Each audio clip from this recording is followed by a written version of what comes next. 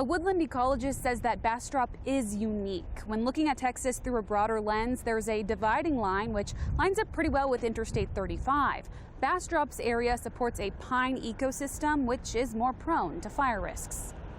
The ecosystems across central Texas are fascinating and varied. You've got the hill country, the rocky limestone areas to the west, and you've got more prairie-like conditions to the east. And a lot of those prairies get interrupted by hills, forming savanna ecosystems, and that's exactly what we have in Bastrop, in the Lost Pines area. Those pines are extremely dry, evident by the 2 fires occurring in Bastrop County this week.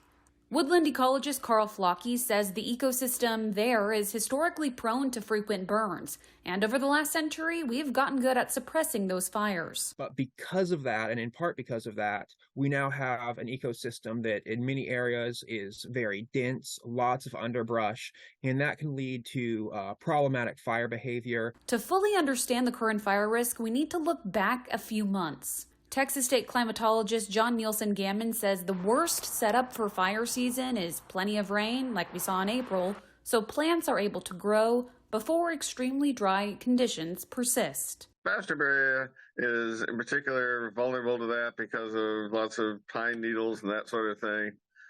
Hill country presents another danger because of the juniper that also is pretty highly flammable.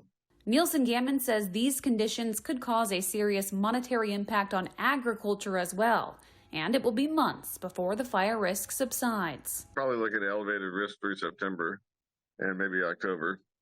Once again, crews are working on multiple fires throughout central Texas, so they're urging the public to do their part to eliminate the risks and to avoid any activities that could cause a spark. Jessica Taylor, CBS Austin News.